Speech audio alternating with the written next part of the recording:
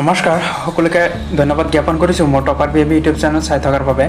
আজি ভিডিঅ'টো সম্পূৰ্ণ বেলেগ ধৰণৰ এটা ভিডিঅ' লৈ আপোনালোকৰ মাজত উপস্থিত হৈছোঁ। আজি ভিডিঅ'টোত আলোচনা কৰিম কেইবাটা গুৰুত্বপূৰ্ণ যদি চেনেলটোত কোনোবাই নতুনকৈ ভিজিট কৰিছে তেনেহ'লে চেনেলটো ছাবস্ক্ৰাইব কৰি দিব যাতে শিক্ষা সম্বন্ধীয় খবৰবিলাক সময়মতে জনাব পাৰোঁ।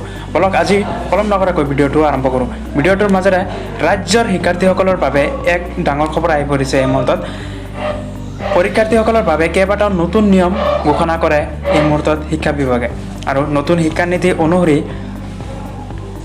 2023 বৰ্ষৰ পঞ্চম শ্ৰেণীৰ শিক্ষাৰ্থীৰ বাবে থাকিব কেইবাটা নতুন বাধ্যতামূলক পৰীক্ষা আৰু এই পৰীক্ষাত পাছ হ'লেহে ষষ্ঠ শ্ৰেণীলৈ উন্নত হ'ব পাৰিব। এই পৰীক্ষাত উত্তীৰ্ণ নহ'লে দুমাহৰ পাছত আকৌ দিব লাগিব পৰীক্ষা আৰু দুমাহৰ অন্তত অনুষ্ঠিত পৰীক্ষাত যদি উত্তীৰ্ণ নহয় তেন্তে একেটা শ্ৰেণীতে পঢ়িব লাগিব আৰু অষ্টম শ্ৰেণীৰ পৰীক্ষাত উত্তীৰ্ণ নহ'লে দুমাহৰ ভিতৰত দিব লাগিব পৰীক্ষা আৰু এই বাধ্যতামূলক পৰীক্ষাত যদি ছাত্ৰ ছাত্ৰী উত্তীৰ্ণ নহয় তেন্তে অষ্টম শ্ৰেণীতে থাকিব লাগিব। নৱম শ্ৰেণীৰ ছাত্ৰ ছাত্ৰীৰ বাবেও থাকিব বছৰেকীয়া পৰীক্ষা। নতুন নিয়ম শিক্ষাৰ্থীসকলক দিছে এই মুহূৰ্তত। দশম শ্ৰেণীত মেট্ৰিকৰ পূৰ্বে দিব লাগিব এই পৰীক্ষা।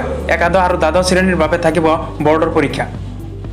আৰু নতুন শিক্ষানীতিৰ অনুসৰি মেট্ৰিকত একাংশ পৰীক্ষা অবজেক্টিভ পদ্ধতিত হ'ব আৰু থাকিব মাল্টিপল চইচ প্ৰশ্ন আৰু OMR চিটত দিব লাগিব পৰীক্ষা। OMR চিটত দিব লাগিব পৰীক্ষা আৰু বাকী প্ৰশ্নসমূহ পৰম্পৰাগত পদ্ধতিত হ'ব।